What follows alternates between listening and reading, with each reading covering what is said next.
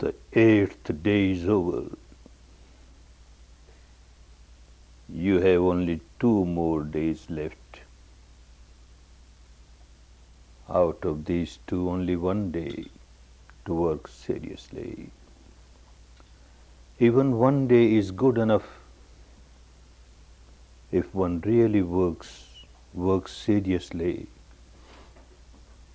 works exactly as the technique wants you to work. You get so much benefits. Another important thing, keep on understanding the technique properly, so that even going back home, you will make use of this technique properly, you will practice properly, you will apply it in life properly. Otherwise, even if you work hard and work seriously and you don't work properly, the benefits that you should get by this technique, you will be missing. Keep on understanding 2 important aspects of the technique. Both are equally important. Awareness and equanimity, they go together. Like 2 wings of a bird, they must be equal in size and equal in strength. Otherwise the bird cannot fly. Like 2 wheels of a bullock cart or the horse cart, they must be equal in size and equal in strength. Otherwise they won't work. So both are equally important, awareness as well as equanimity. If you are aware and you are not equanimous, the purpose is not served. You are equanimous but not aware of the sensations, the purpose is not served. If you are aware of realities outside, gross apparent reality, it is good, but this is not Vipassana. Even the gross reality pertaining to your physical structure, your mental structure, physical structure, all the activities of the body, you are aware. Mental structure, some very solidified gross emotion comes in the mind and you are aware. It helps. But this is not the teaching of the enlightened one. He wanted you to work with the sensations on the body. There were teachers before Buddha. There were teachers contemporary to Buddha. There were teachers after Buddha also. And nearly all of them, unless someone who was involved in any kind of immoral activity. Otherwise, every real saintly person will advise the same thing. The objects of your sense store. Don't react to these objects of the sense store. The shape, the form, the color, the light, the sound, the smell, the taste, the touch, the thought.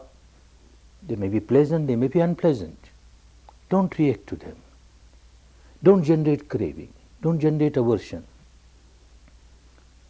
This was not something new given by Gautama the Buddha. This was not his enlightenment. His enlightenment was to go to the depth of the problem. Everyone else was giving importance to salayatan, the 6 sense doors, and their objects, as if the craving and the aversion arises because of these objects of the 6 sense doors, which at the apparent level is true. But his discovery was salayatan pachaya phassa, 6 sense doors come in contact with the respective 6 objects. And phassa pachaya vedana, with this contact starts a sensation on the body, pleasant or unpleasant. And vedana pachaya tanha, your craving, your aversion starts after you started experiencing the sensation on the body. That link was missing. So people kept on practicing to come out of craving, to come out of aversion, but it was all at the surface level. The root was never touched. They didn't realize that they have to go to the level of the sensation on the body to take the root of the impurities out. This was the contribution of Gautama the Buddha to the mankind, to come out of their misery from the depth level. And if we miss this, then awareness is not complete awareness. Awareness of the sensations on the body and equanimity towards the sensations, pleasant or unpleasant. These are the two wheels of this cart. These are the two wings of this bird. Both must be equal in size and equal in strength for your progress. You started observing your respiration and observing respiration on a small area. When he wanted you to do this, there was a meaning behind it. If you work on a bigger area, then mind will not become that sharp. Then only the mind will feel very gross sensation here, very gross sensation here, some pain here, some pressure here, some heat here, but can never become sharp. The smaller the area of awareness, sharper the mind becomes, more sensitive it becomes, and by the time you reach the third day, you started feeling sensations here. You further narrowed it down and you felt sensation on this area. It became easy for you to feel sensations everywhere. This is a very important station of the path of liberation. One has to reach this station where one feels sensations everywhere, gross or subtle, but everywhere. No part of the body should remain blind or blank. That means without any sensation. Sensation is there all the time, everywhere. But your mind should become sensitive enough to feel them. Very important station. But you can't do anything, you can't force that. It just happens naturally. Your job is to keep moving, stay where there is no sensation, stay for a minute, keep moving, stay for a minute.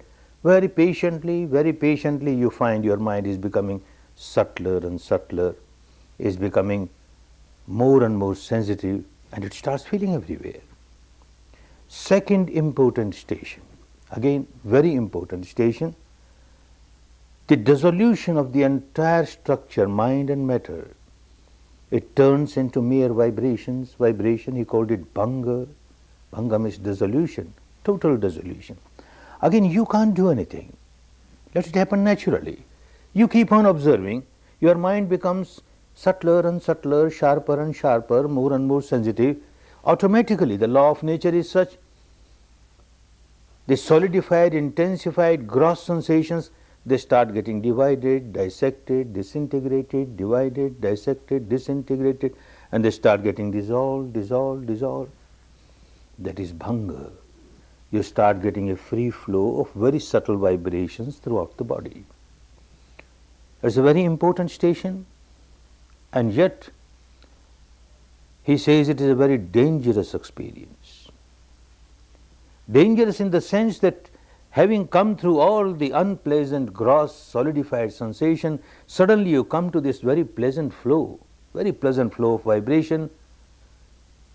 According to the old habit pattern of the mind, you start developing craving and clinging for it. Oh, so wonderful. And he says this is the danger, very big danger. One can remain equanimous with the unpleasant ones, expecting that they will pass away and I will start experiencing subtler ones as others have started experiencing. But when the subtler one comes, one gets so much attached to it. This is a stage very, very frightening, he says, very dangerous. One has to be very cautious not to develop any attachment to this pleasant sensation, otherwise the progress will stop, and not only progress will stop, regress will start, because you will start generating now craving, clinging, and whenever you miss this pleasant sensation, flow of subtle vibration is not eternal. It comes, it goes away. Again some very deep-rooted sankhara which otherwise would not have come on the surface. Because you started feeling a free flow of subtle vibration, because you reached the stage of total dissolution, then only very deep-rooted sankhara will come on the surface, which might be of the type, a very gross nature, and you start feeling again gross sensations, unpleasant sensations, and you feel so depressed. You start feeling, I am regressing, I had such a wonderful sensation and now look, it's missing, and now I am again with this unpleasant sensation. You have not understood Dhamma properly. You started playing games of sensations. This is what one keeps on doing the whole life. A sound, pleasant or unpleasant, a sight, pleasant or unpleasant, a smell, pleasant or unpleasant, a taste, pleasant or unpleasant, a thought, pleasant or unpleasant. Now similarly, a sensation on the body, pleasant or unpleasant, and you keep on reacting with craving, with aversion. What makes the difference? You have not understood Dhamma. In spite of repeated warnings, we see some students, of course few, but there are, who keep on taking courses after courses, courses after courses, but they don't understand the technique. They don't understand Dhamma. They keep on relishing the pleasant sensations, and they keep on having aversion towards the unpleasant ones. They keep on playing this game, game of sensation, game of sensation. This is not Vipassana, not at all. We have to be very careful, understand the essence of the technique properly, so that you work properly, and you get the benefit of this technique properly. Unless you go to the root level, the sensation level, and unless you have equanimity at the sensation level, whatever sensation, every sensation, gross or subtle, pleasant or unpleasant, has the same characteristic of arising, passing. This is what you have to experience. When there is a solidified, intensified, gross sensation, then arising is clear. But after some time, sooner or later it passes away. It seems to stay for some time. It arises, seems to stay for some time and passes away. When this very intensified, solidified, gross sensation gets dissolved, turns into vibration, the characteristic remains the same, arising, passing, now with great rapidity. As it arises, so it passes. As it arises, so it passes. With great velocity, great frequency, characteristic remains the same. This characteristic must be very clear. Clear in your mind, look, it is changing. And therefore, no craving, no aversion, no craving. No. This is how you change the habit pattern of your mind.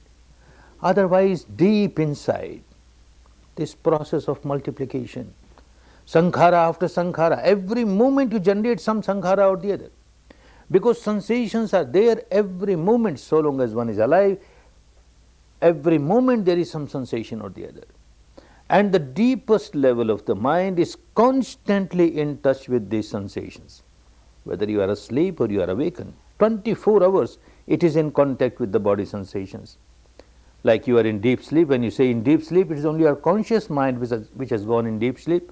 The so-called unconscious is always conscious of the body sensations, always conscious.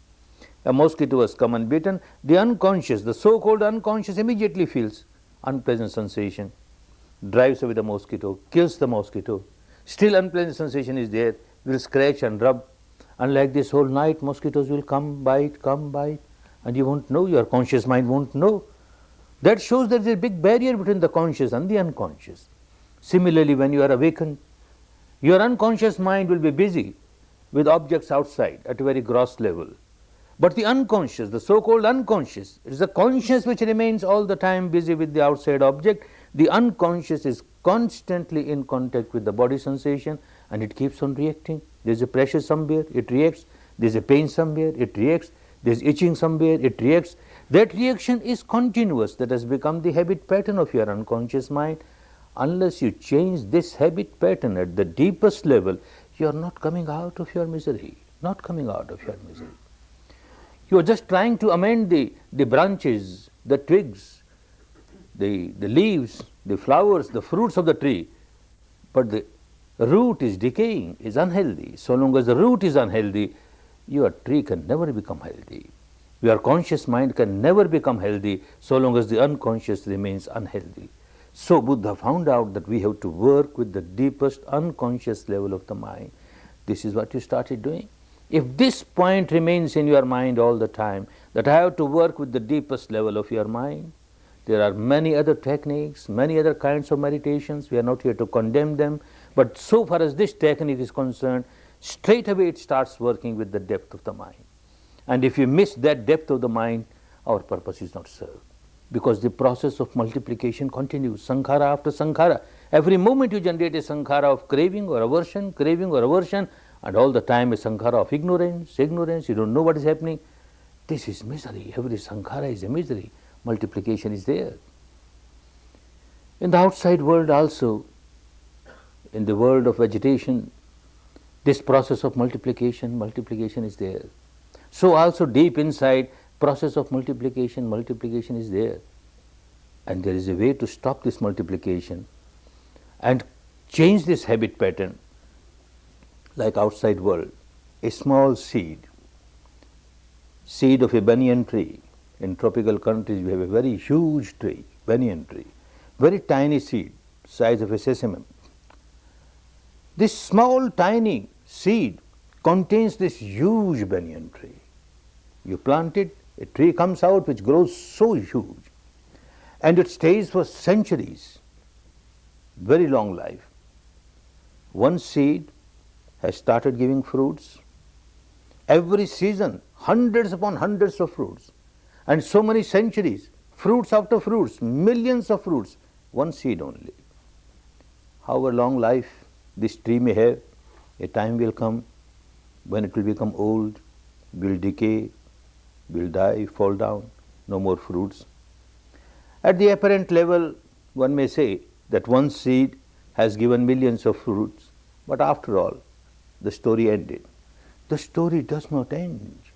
The multiplication continues. Understand how it continues. The seed that one planted and this huge banyan tree, fruits it started giving. The law of nature is such. You don't have any fruit which does not contain the seed of the same quality, one or more. Every fruit will contain seed. And again this seed contains a huge banyan tree and millions of fruits, millions of seeds, and every seed has got a huge banyan tree. Oh, endless process of multiplication, endless process of multiplication. But nature has also helped to understand that how this process can be stopped. It is true, every seed has one huge banyan tree. But this seed requires a fertile soil. It requires water. It requires fertilizer, manure.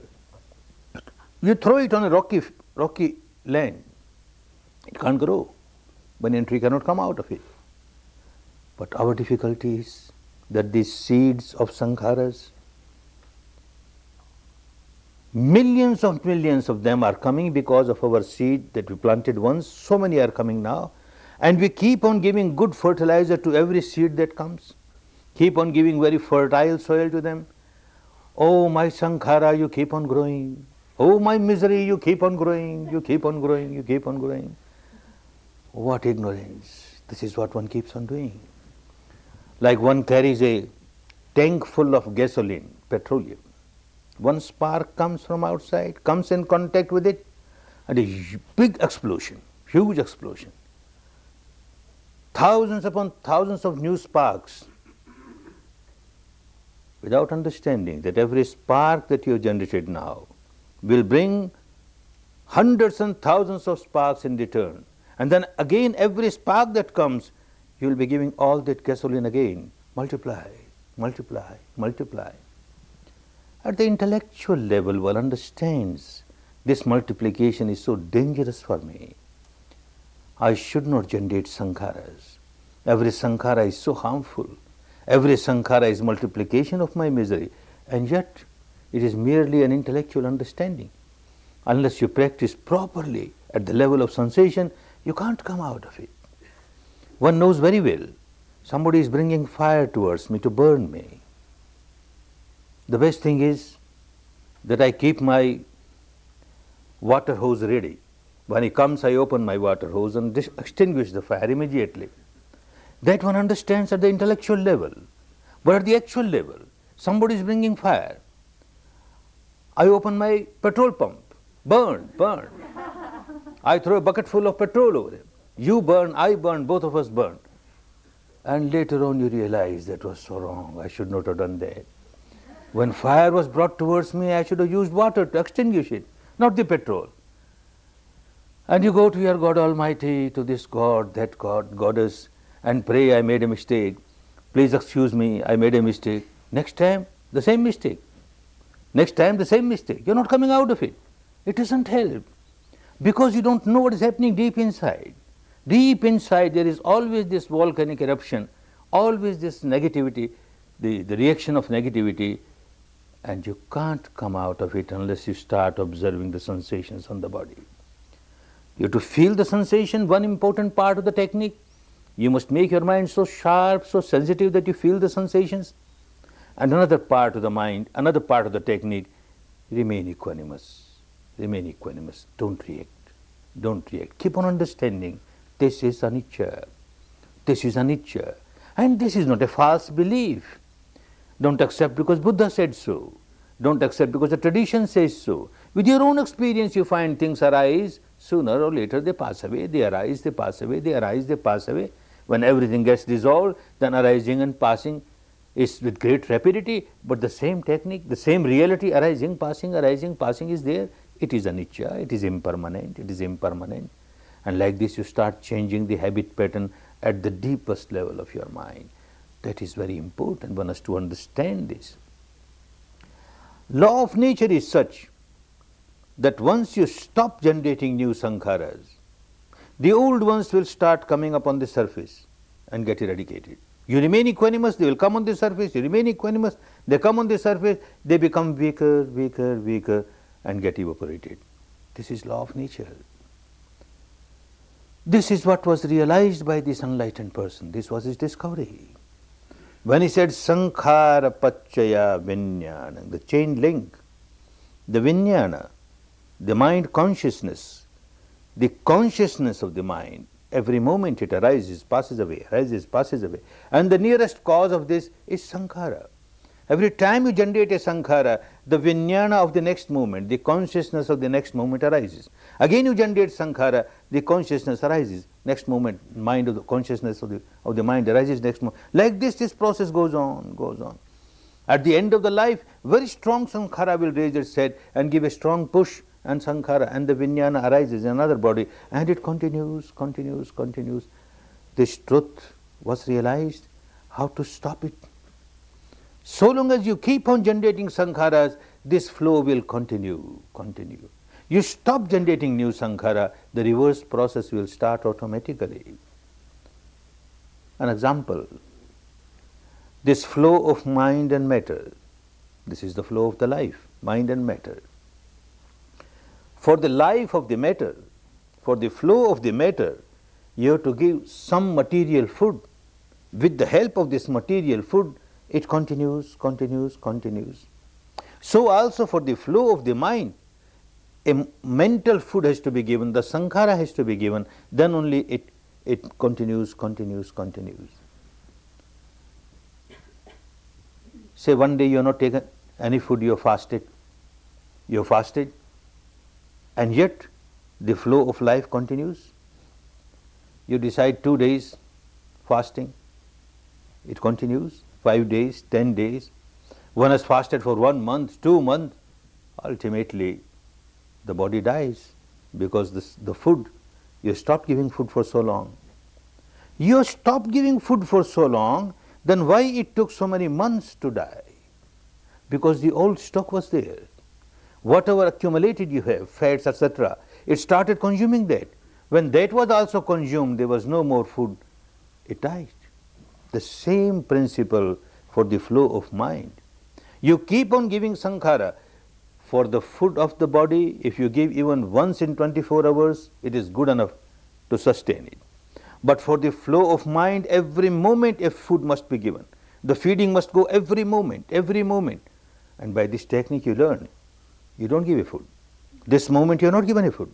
You just experienced and you smiled, anicca, anicca. Neither craving, nor aversion, nor ignorance. You are just aware and not reacting, no sankhara. Still the mind flow has not stopped. Next moment again you are not given any sankhara. Next moment again you are not given any sankhara, and yet it continues, same principle. How it continues? With your old stock of sankharas.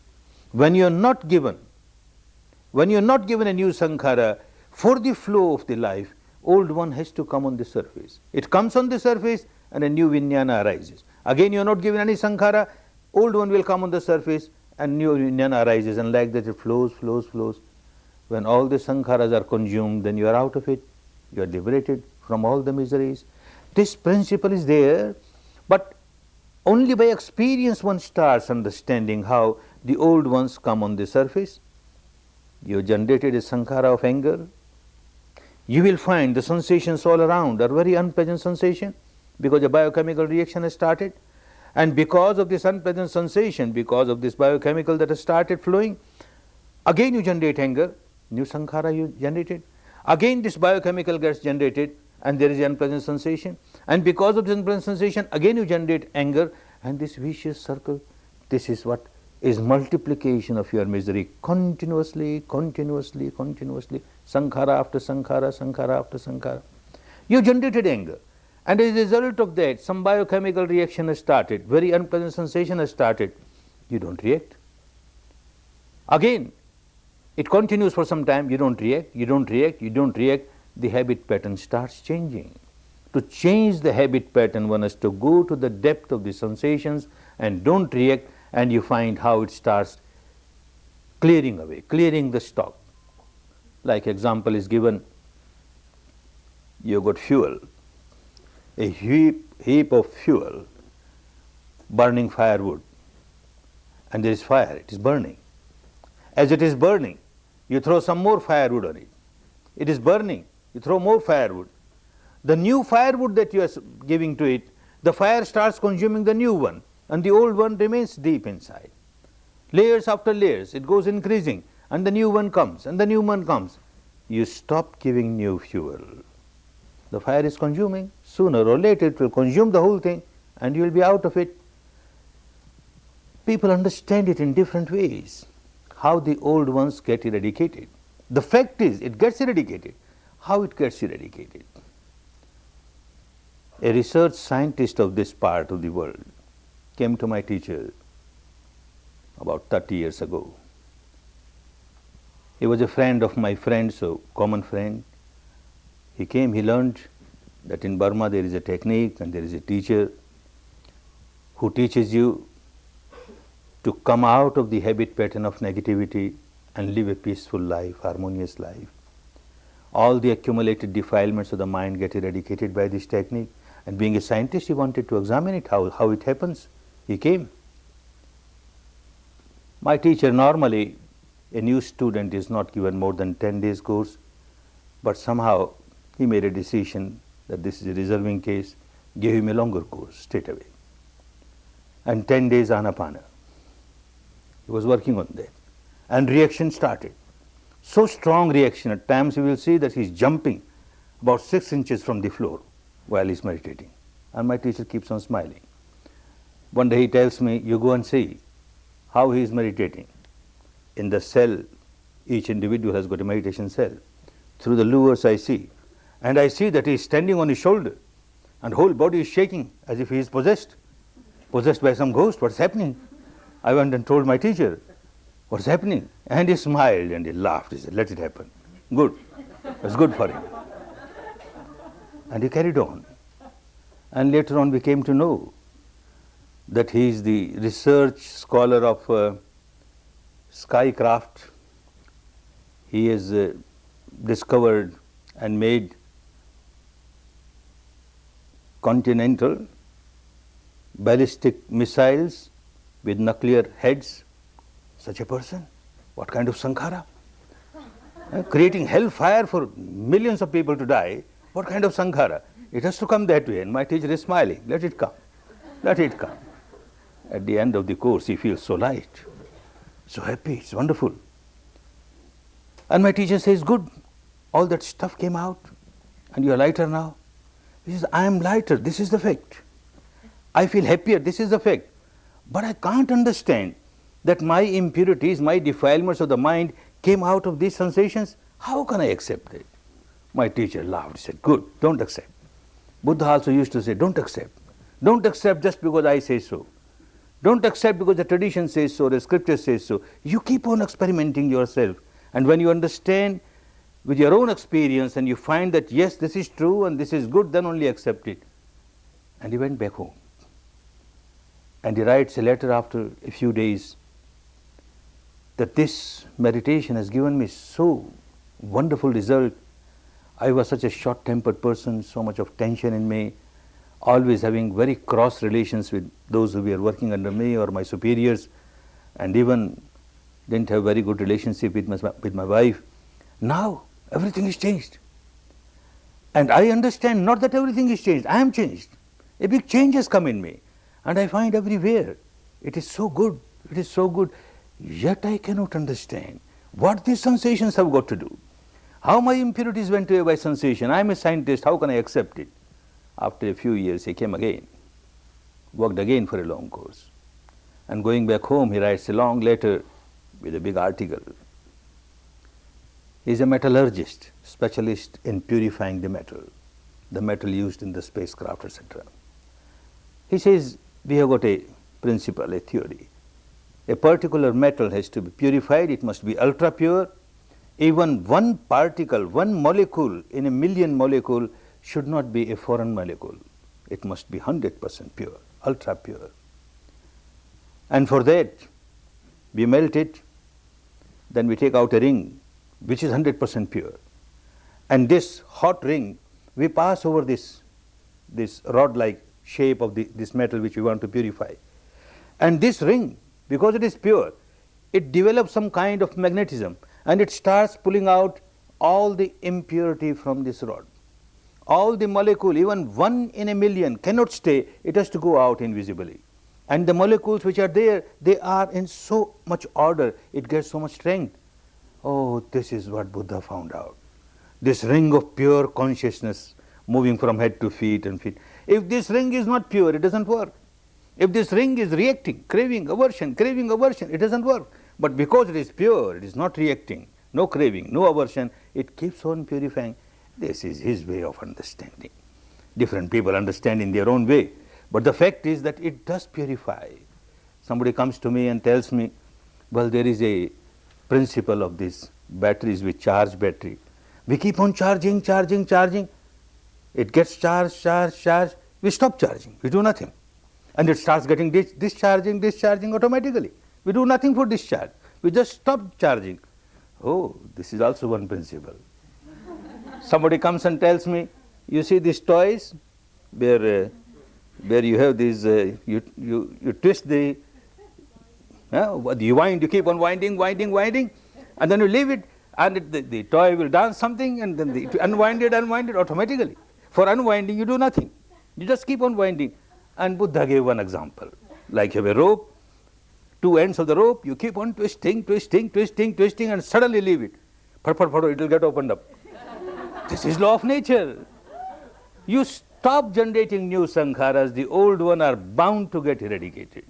You keep on multiplying, you keep on generating new sankhara after new sankhara, the process of eradication cannot start. There is always a process of multiplication, that means process of your misery multiplied. Every time the sankhara is multiplied, every time your misery is multiplied. So simple to understand and yet so difficult, people forget it. And they keep on generating sankhara after sankhara, misery after misery. This is what one has to learn. Be aware of the sensations and don't react to the sensations. The awareness of the sensations and not reacting to the sensations. So simple. This is the technique. You miss this and do anything else, then the result will not be there. You be with it and the result are bound to be there. Little by little, your own experience will say that.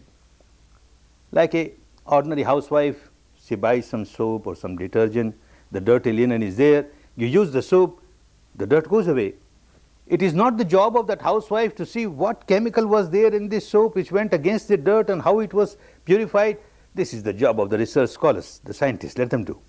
But for the ordinary person, the misery is there, the suffering is there. Because of this habit pattern of generating sankharas after sankhara, you stop generating sankhara and you find you are coming out of your misery. Your habit pattern is changing. People who are very much addict of their anger, they are coming out of their anger. Addict of passion, they come out of their passion. Addict of any kind of impurity, they start coming out of it. The result is there. So the proof is there because you experience it, and you accept it only when you start experiencing the truth, the result which is good for you. And this is what the whole life he kept on teaching. This is what he kept on teaching. Equanimity. Equanimity. Your equanimity inside must manifest with equanimity outside. Equanimity inside, in your daily life now equanimity should come. Equanimity should come. Vicissitudes of life will be there. The teaching was not merely for monks and for nuns. It was equally for the householders. Number of householders used to come to him. One group came and told him, "Sir, we are not prepared to become monk or to become nun. We have to live as householders. Will the technique work for us? Can we also get liberated?" Surely, technique is technique for all. One becomes a monk or a nun, then there are no responsibilities of life. One can give whole life for this purpose and the result come earlier. But as a householder, there are multifarious responsibilities, and with all those responsibilities, you can't give that much time, so it takes little longer. But it works, even for the householder. And he gave a sermon for the householders. How the technique works for the householder? All the responsibilities of a householder. One has to look after all the responsibilities. If you are a householder, you don't run away from your responsibility. Your responsibility towards your family members, towards the society, towards your relatives, all that you are performing well, at the same time you are practicing. And he gives 32 welfare of a family man, family woman, how to acquire those 32 benefits of Dhamma. One superior than the past, and like that when he comes to the last, highest one, he says, Putthasalok dhamme cetang yasana kampati asokang virajang khemang etang mangalamuttamang etang mangalamuttamang. This is the highest beatitude of life. What is it? Putthasalok dhammehi. When you come in contact with the vicissitudes of life, ups and downs, and everyone has to come in contact with vicissitudes of life. Chittang yasana kampati. And your mind does not get shaken. It remains firm, balanced. Ashokam. You don't start crying. You don't generate unhappiness in your mind. Virajang. You don't generate any impurity in your mind. Khemang. You don't generate a feeling of insecurity in your mind. You always feel secured. You are on the path of Dhamma. Nothing can go wrong.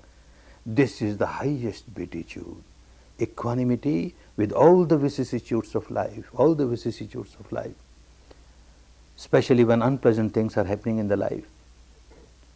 It is easy enough to be pleasant when the life flows along like a sweet song.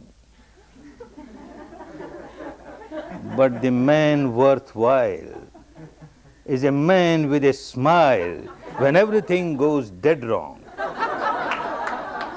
And everything goes dead wrong so many times in our life. Everything goes dead wrong. Everything goes dead wrong. Yet you have to smile, not like an actor or an actress. Smile from inside, because the sensation will be there. Very unpleasant sensation will be there. And you smile at the sensation. Anicca, you are also anicca. You are also anicca. Let me see how long you last. And this is what the Buddha's teaching is. Law of nature is. Remain equanimous in every situation, all the vicissitudes of the life, and you find wonderful. Even in his own life, whatever he was preaching, he was practicing himself. In his own life, even an enlightened person has to pass through vicissitudes of life. Ups and downs are bound to come. He started teaching this Dhamma to 5 of his friends, companions. which spread to 50, which spread to 500, to 5,000, and like this started spreading. Nearly the entire population of northern India started practicing this in his lifetime. People get benefit. Some remained very much against him, partly because they didn't understand what this person is teaching. They thought perhaps he is teaching something against our religion, our tradition, and our religion will get finished by his teaching, and partly because it was a question of livelihood for them. They were priests, and his teaching, if people start following his teaching, there is no more rites, rituals, religious ceremonies, nothing. You just observe yourself and purify yourself and live a healthy life, happy life. What these rites and rituals will do. And if there are no rites and rituals, they will miss their livelihood. So opposition was there. How to stop his preaching? There was one way in those days. There used to be big debates, public debates, and lot of hooliganism was there, Gundaism was there. People will come with large number of their followers and shout, and there is no actual debate. It's more a rowdyism. But still, that was popular there. And if somebody is defeated, then his teaching people won't accept. So they will come to fight with him, to debate. But when they come to the gate of his ashram, they start scratching their head. He's a very intelligent person. How to debate with him? Not easy, even rowdyism, because he answers so calmly. Let us make our points. How to discuss, what to debate. And let one of us will be a leader. You be a leader, you be a leader. Somebody says, all right, I'll be a leader. Let us jot down all the points. Jot down all the points. You don't carry long matted hair on your head? Yes, yes. In those days, all the hermits, they used to have matted hair on their head. You don't have long mustache or beards? Yes, yes, long mustache or beard. You don't have the garland of beads around your rosary? Yes, yes. You don't wear a skin of a deer, animal around your waist? Yes, yes. You don't smear ashes on your body? Yes, yes. Then suddenly somebody says, all these questions have already been raised. And whenever people raise these questions, he smiles. He says, I don't like it. You like it, you carry on. I'm not quarreling with you. You carry on if you like it. I don't like it. How can you quarrel with somebody that he doesn't do? Let us find out something wrong in his practice and his teaching. All right, tear this away, new list. What is he preaching and what is he practicing? He preaches Sila, morality, and he practices morality. How can we argue on that? Morality is wonderful. If somebody living the life of morality, teaching others to live a life of morality, we can't quarrel. What else? He is teaching Samadhi. And what is Samadhi? Mastery over the mind. Mastery over the mind? I could not get mastery over my mind. I have been trying so many years. If somebody has got a technique which makes you the master of your mind, it is wonderful. How can you fight? No. What else? He is teaching Panya. What Panya? A process by which all the impurities of the mind go away. Impurities go away? My impurities have not gone even little. If impurities go away, wonderful. How can we fight on this point? No. What else? Nothing else. He doesn't talk anything else. He says, I teach and I practice only Sila, Samadhi, Panya, Sila, Samadhi, Panya. All other things, your beliefs, your dogmas, your philosophies are beyond me. I got nothing to do with them. You carry on whatever you like. But these three are important. This is the essence of Dhamma. They go away because they can't argue. But somehow something should be done so that his preaching gets stopped. And one way, find out some scandal. If there is no scandal, create a scandal. And for a monk, what scandal? There can be only two types of scandals: money or woman. Money, we can't create a scandal of money because he has left all the householder's life as a prince, all the luxuries, and keeps nothing with him. But women, yes, something can be done, because men and women both come to learn Dhamma from him. So they trained one young, beautiful girl. Every evening she will go to the ashram of Buddha, sleep under a tree with very heavy makeups and all. And next day with open hair she will go out. Oh, I had a wonderful night with Shamana Gautama. I had a wonderful night. People listen, what happened? What she is talking? 2 days, 3 days, 7 days. Then she stopped that. After about 8 months, there was a big congregation. Large number of his disciples were there. He was teaching Dhamma. The ruler of the country, King Prasenjit, was there. The commander-in-chief, the prime minister was there. Anath Pindak was there, Mother Vishakha, large number of people. And she comes. He placed a piece of wood, a timber, on the stomach, tied with some string, and covered with her petticoat, and then came, shouting and abusing. Oh, shaven head, if you have nothing for your coming child, ask these rich people, your disciples, they should do something. And everybody, nonplussed what she is talking about Buddha like this. Buddha smiles, only love, only compassion. Oh, my child, you know the truth of what you are saying. I know the truth of what you are saying.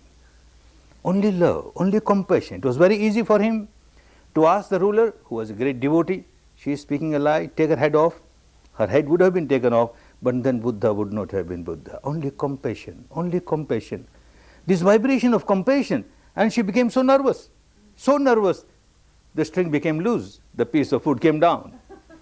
Dhamma works.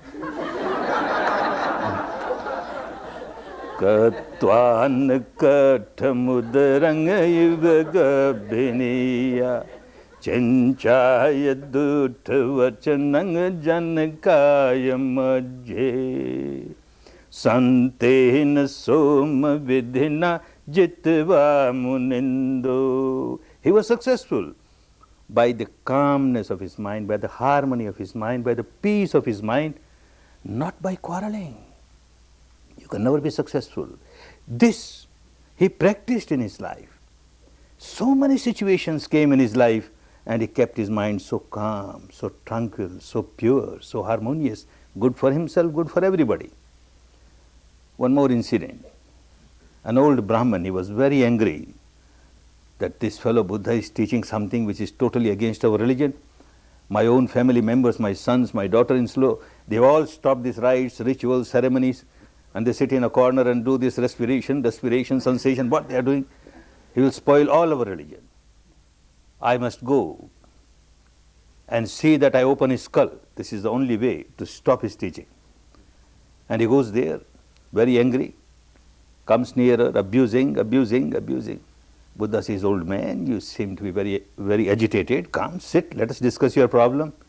He had made a decision. I won't start discussing with him because he is a very clever person. The moment I start discussing with him, my anger will go away. If my anger goes away, I can't open his skull. I must carry on with my anger. And he keeps coming nearer, abusing. Buddha says, old man, just answer one question. Don't you get some visitors at your house? Yes. So many visitors come to my house. What are you going to do? Tell me, some visitors might be bringing some present for you. Yes, some visitors do bring present. What are you going to do? A visitor brings a present to you and say you don't accept this present. What happens? The present remains with him who has brought the present. Same thing I want to tell you, old man. You came like a visitor to my place. You brought all these presents of your abuses. I have not accepted them. They are with you. Your property, not my property. The old man was a very intelligent person. Only the small veil, curtain of ignorance which did not allow him to understand the truth. This curtain got broken and he started understanding. How is it? The whole life people bring presents to us. Present of one abuse. In return we give 10 presents. He brings 10 presents, we give 100 presents. This exchange of presents, you be unhappy, I be unhappy. Gautama, Buddha, how you learned this technique where you don't accept any present? Sit, old man, sit. Close your eyes. Observe respiration. Observe sensation. You must observe yourself. Unless you observe yourself, you can't come out of this problem. This is a big problem for everybody. This Bharadwaja, practicing, became an arahant, fully enlightened person, and whole life kept on serving people. The whole technique is such that unless you learn equanimity at the depth of the mind where sensations are there, you can't expect the results. And when you work it that way, sensations are there and your equanimous sensation, anything happening outside will bring a sensation in the body. Pleasant or unpleasant, anything that happens outside will bring a sensation in the body, and if you are equanimous with that sensation, then whatever decision you make is a healthy decision. whatever action you take is a healthy action. It is not that this technique will make you inactive, it will make you very active. Not that I am a Vipassana meditator now, like a vegetable, let anybody come and cut me, I don't care. No, no. Full of life, active life. The life of reaction will go away. And reaction is always full of negativity, full of misery.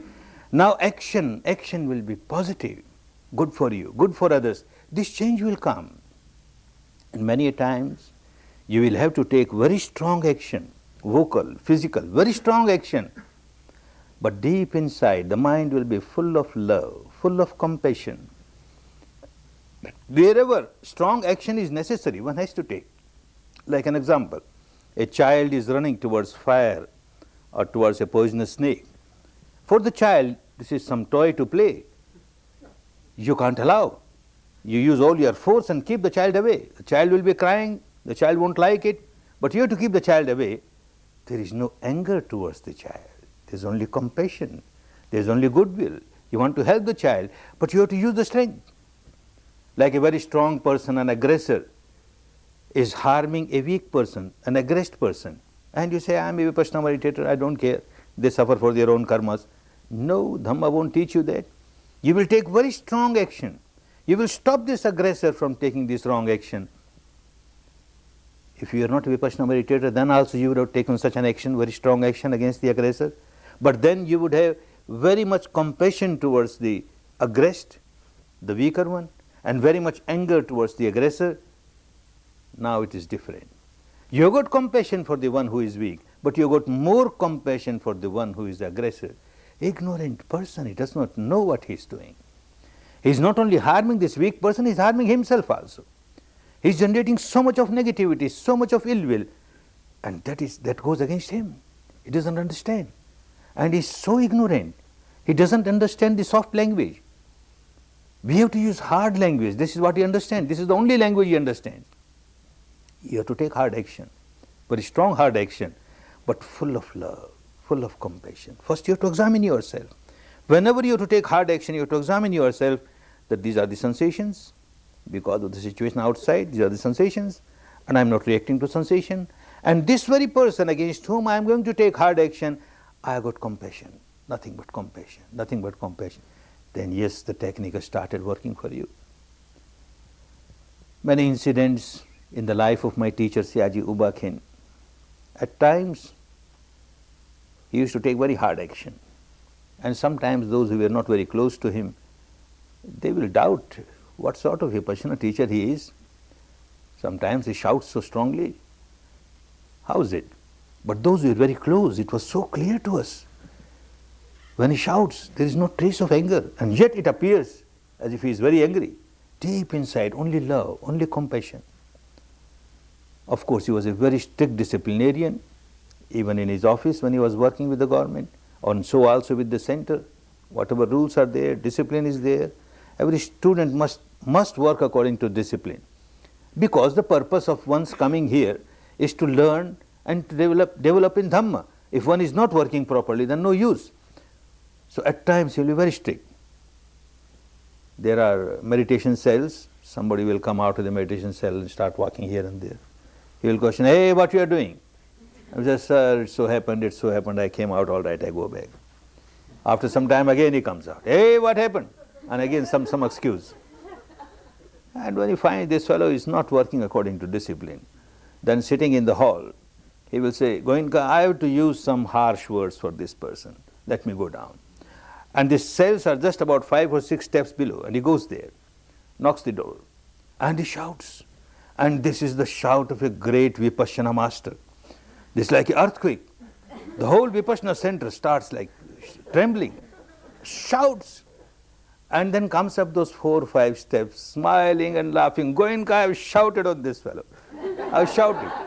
What kind of shout is this? So much of love, so much of compassion. So in life, many times one has to take hard decisions because the person does not understand any other language, hard decisions, but always love, always compassion, always goodwill. If there is even a trace of ill will, you have started harming yourself. How can you help others? If you can't help yourself, you can't help anybody. First you have to help yourself. Be strong to help a weak person. If you are lame, you can't support another lame person. If you are blind, you cannot show path to another blind person. First get yourself very healthy. Help yourself first, and then you will start helping others. Buddha said there are 4 types of people I see in this world. One group of people like running from darkness towards darkness. Another group of people running from brightness to darkness. Third group of people running from darkness towards brightness. And the fourth group of people running from brightness to brightness. He never gave any sermon in mysticism. Swakhatu Bhagavata Dhammo. The teaching is so clear. So whenever he said something which people may take different meaning, he explained it immediately. What is darkness? What is brightness? How one keeps on running from one to the other. The first group, from darkness to darkness. Someone is full of misery in different ways, health-wise, money-wise, family-wise, society-wise. All around there is misery, misery, misery. This is darkness, life of darkness. There is no happiness at all. And yet, every moment this person is generating nothing but anger, hatred, anger, hatred. I am in this position because of that so-and-so, because of so-and-so, because of so-and-so, anger towards so-and-so, hatred towards so-and-so, ill will towards so-and-so. Darkness is already there, and one is planting seed of darkness. Misery is already there, one is planting seeds of misery. This anger, hatred, ill will bring nothing but misery, nothing but misery. So his future is also full of misery. Present is misery, future is misery. Present is darkness, future is darkness. Second person, running from brightness towards darkness. Brightness is quite happy, money-wise, family-wise, health-wise, society-wise, good status and everything.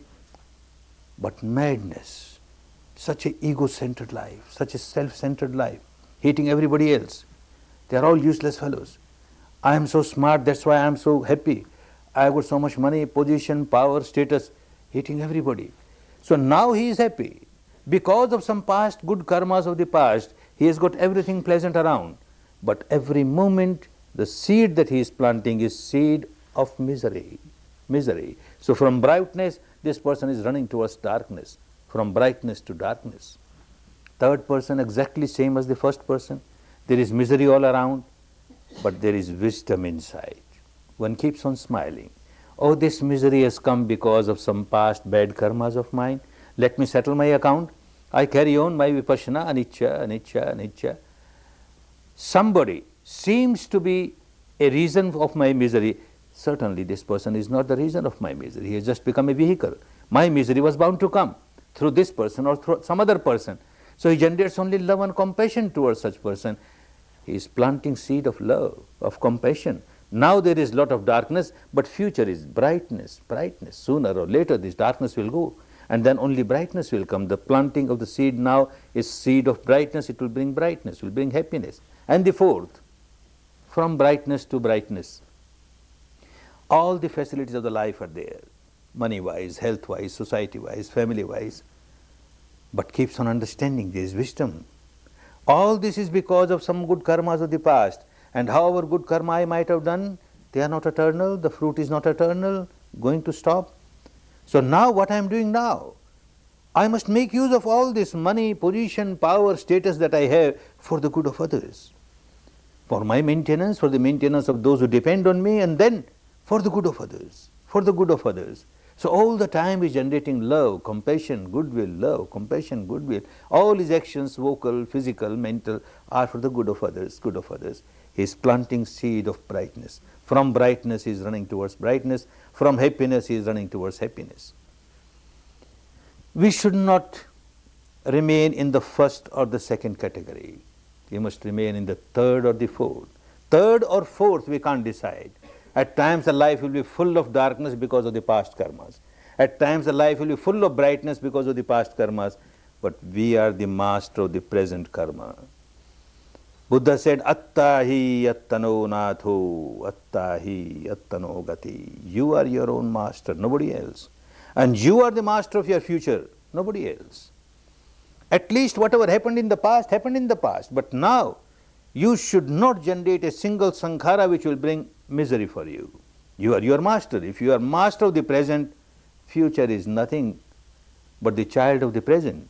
You be master of the present and see that your present is full of Dhamma, future will automatically be full of happiness. No darkness will be there for future. Develop this mastery of the present moment, and this is Vipassana. Be master of the present moment. At this moment, I am my own master. I won't plant any seed of misery. I won't plant any seed of darkness, only seed of brightness, seed of happiness, good for me and good for others. See that you practice it properly. The results are bound to come. Good results are bound to come. Understand the technique properly. The one day that you have to work seriously, take out as much defilements as you can and get established in the technique. You have to be aware of the sensations and equanimous with the sensation. Rest leave to Dhamma. The results are bound to be good. Aware of sensation, equanimous to sensation. Aware of sensation, equanimous to sensation. Keep growing in Dhamma. Keep growing in Dhamma. Dhamma is so great, so wonderful. May you all get the best fruits of Dhamma. May you all enjoy real happiness, real peace, real harmony, real harmony. Bhavat Sarva Mangalam Bhavat Sarva Mangalam Bhavat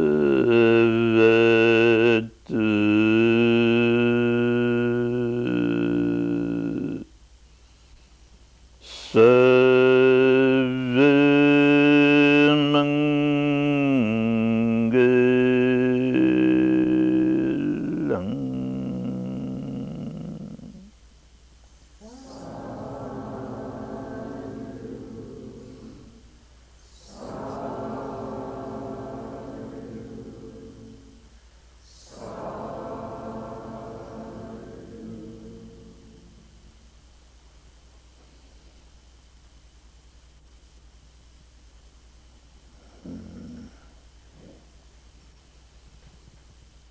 Good. You may take rest for about 5 minutes and then meditate further. Take rest for about 5 minutes.